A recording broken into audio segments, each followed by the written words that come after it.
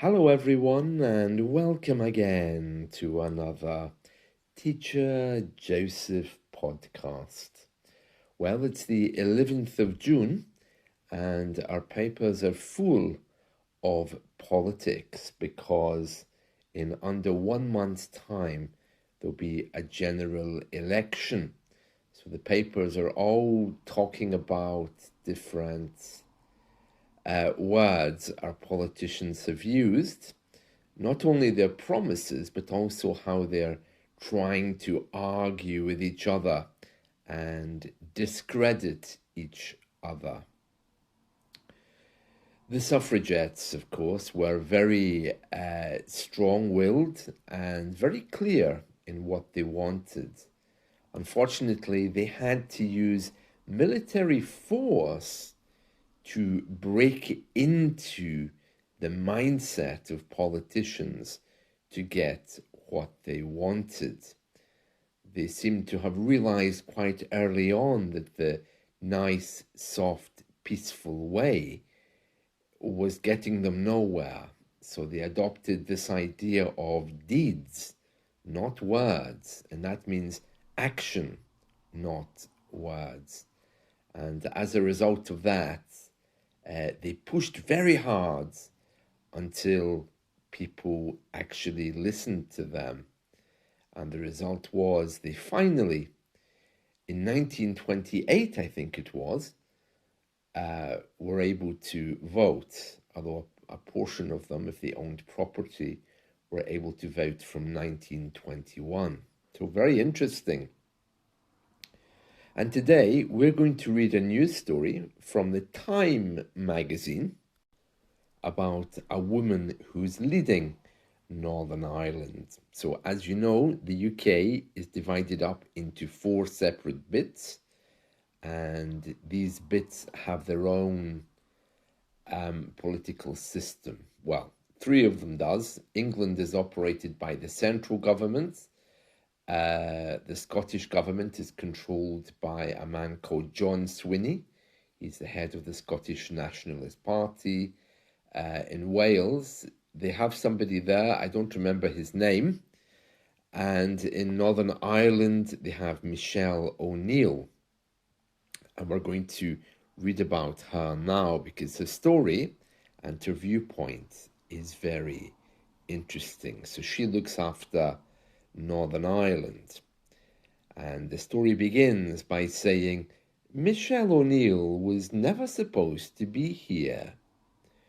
When the Northern Ireland Assembly was established, it established a delicate system of power sharing.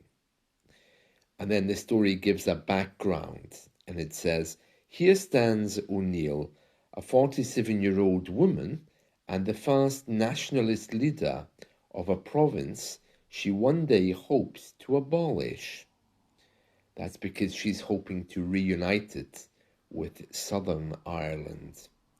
It says here, the north of Ireland was built in such a way that someone from my background would never be First Minister, says Michelle O'Neill. And she says that she doesn't want to be seen as a nationalist leader. Rather, she wants to see herself as a First Minister for all, someone who will represent everyone equally. And she's won a lot of applause for saying that. And she talks a lot about the figures of who votes for whom in Northern Ireland and how it's divided. And she says she is very sensitive to the past, but her attentions now are on the future. She says in the short term, that means addressing challenges such as the cost of living crisis and crumbling public services in Northern Ireland.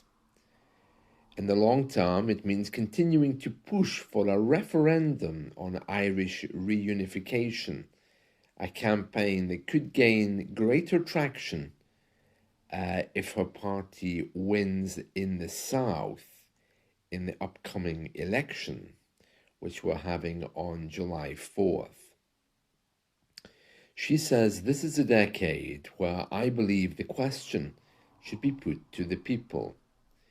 She says that if at any time it looks like a majority in Northern Ireland would like to reunify with the South, then at that point a referendum should definitely happen. She says that time hasn't materialized yet, but she is confident it's going to happen. And it's a very interesting story, and she's a very interesting lady. It says here, for a small province, roughly the size of Connecticut, Northern Ireland bears plenty of scars. Peace walls separating Belfast's predominantly Protestant and Catholic neighbourhoods still tower over the city, and there's all kinds of murals paying homage to military fighters on both sides. Relics of the past can be found in the city's pubs, some of which retain the security cages and door buzzers installed during what was known as the Troubles. And then a little bit about her background. She was born in 1977 in the South, in the Republic of Ireland, and her family moved to the North when she was a child. And she came from that generation which was very troubled by Northern Ireland, which was known for being problematic in the past, particularly around violence, war, division. It's very interesting. So let's see what else it says here. Yeah, she says here that there are people around who don't identify with the labels which are being put forward here. She says there are those who don't identify with unionists or nationalists. And her vision for a united Ireland would be one built on prosperity for everybody, on fairness and equality, where everybody gets a fair chance. Yeah, it's very interesting because Ireland has been dogged with troubles of politics and war for many, many years. A lot of it came from religion and, of course, from the Irish War, which happened in the 1920s. And it's interesting to see that reunification is now surfacing. So the things of the past are slowly beginning to disappear. So very interesting, yes. And as you know, we've been talking about the suffragettes and the work that they had to do politically to try to get themselves the vote. So today's affirmation, it says, I learn English well. I learn English well. And that affirmation is there to remind us that we all have obstacles to overcome. We all have our own vision of what we want our life to look like. And that sometimes involves letting people go, separating ourselves from people who are no longer helping us to grow. And not only people, but things as well. Things and people who perhaps were once very important to us, but now, as we want to move forwards, we really need to be pushing a little bit more and thinking of ourselves. And sometimes, just like a tree, the old branches and dead parts kind of fall away. In my video clip for today, which you'll find on YouTube, you'll see I'm at a statue of Queen Victoria, and I'm talking about her because she didn't believe in the suffragette movement. In fact, she really, really didn't like it, and she did everything she could to try to stop it.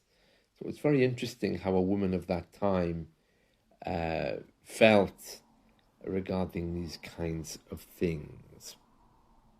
Now we're just going to read a little part of this suffragette movement essay, and then we'll close. So we'll just go to, let's see, the second paragraph. It says, the roots of the suffragette movement go back to the mid-19th century, when groups advocating for women's rights started forming in London. However, the movement became more organised with the creation of the National Union of Women's Suffrage Societies in 1897, led by Millicent Fawcett. The NUWSS focused on peaceful and lawful methods, such as rational debates and lobbying.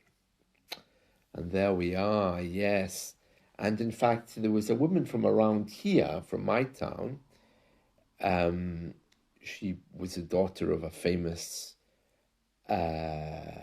shawl manufacturer. A shawl is the little blanket you put over your body if you're cold. You know, a shawl. It's like a little blanket, but you can just lift it up and wrap yourself in it. And she was obviously fairly well off, you know, quite affluent. And she got involved in the suffragette movement and helped them design their banners. She was an artist, very, very well known, very famous lady. Her name was Jessie Newbury, and she was born in 1864. She apparently attended the Glasgow School of Arts, and because of her creativity, she was able to provide the banners and to make the signs for the suffragettes.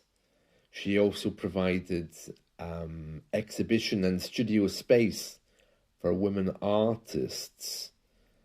So obviously she was a big supporter of women's rights in her time. Oh, very interesting, yes.